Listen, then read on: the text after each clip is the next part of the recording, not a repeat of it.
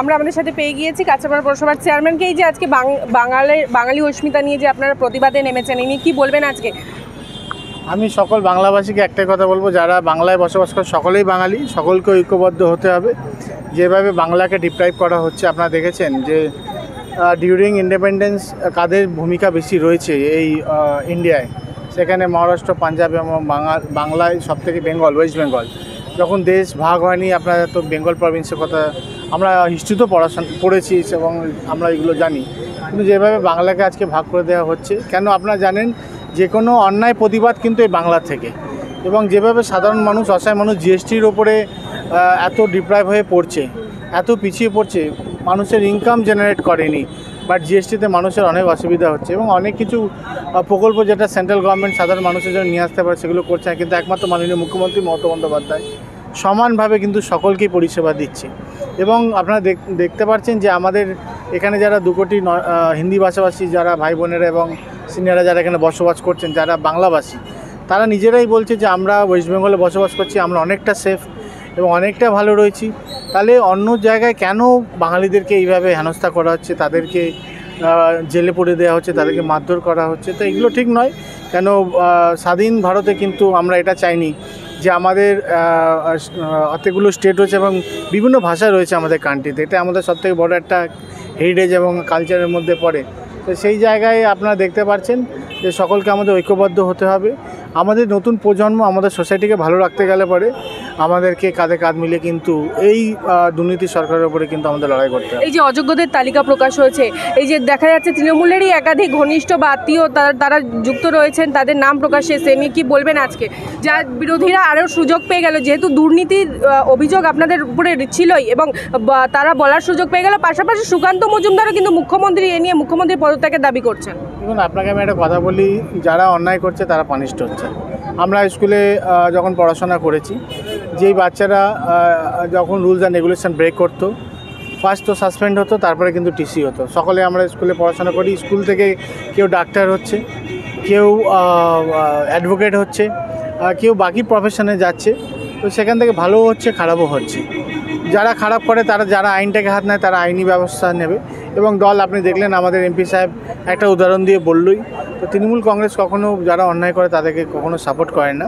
তো সেই জায়গায় যারা আপনি দেখতে পাচ্ছেন, যারা বিজেপি করছে, যারা অন্যায় করছে, ওয়াশিং মেশিনের মধ্যে ঢুকছে, ফ্রেশ হয়ে বেরোচ্ছে, তাদের যতগুলো দুর্নীতিগুলো আটকে যাচ্ছে, সেখানে কোনো রকম রেজিস্ট হচ্ছে না। এবং আপনারা জানেন ভালো মতন 19-এ যে ব্যারাকপুর লোকসভাটাকে এত তাণ্ডব করলো, এত লোকে, যে দলটা উনি করেছিলেন সেই দলের লোকেরই বাড়ি এত ভাঙচুর করেছে, এত সন্ত্রাস করেছে, সেখানে কিন্তু 21 এবং 24-এ কিন্তু বুঝিয়ে দিয়েছে যেখানে বাংলার মানুষ কিন্তু শান্তি চায়, বাংলার মানুষ যে কালচার হেরিটেজ আছে সেটাকেই কিন্তু মান্যতা বেশি দেবে। 80% টাকাই তো মুখ্যমন্ত্রী ঘরে গেছে অভিযোগ করছেন শুভেন্দুবাবু। পাশাপাশি অর্জুন সিং কালেক্টর বলেছেন Partha ভৌমিককে।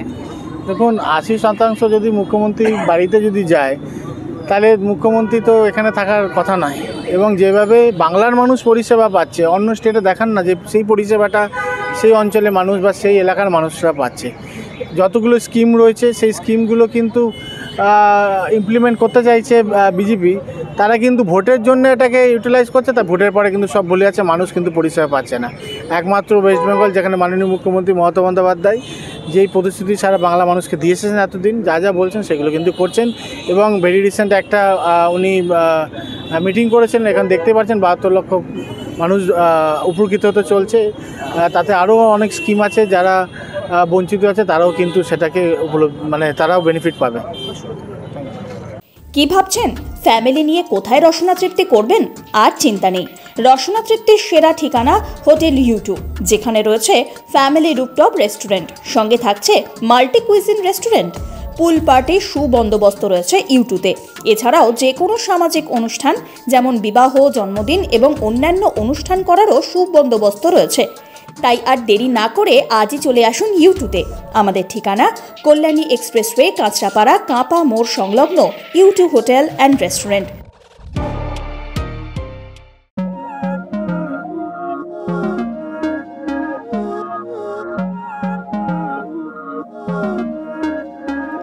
Não é lógico aquilo que sinto quando eu te vi nesse dia cair. Era óbvio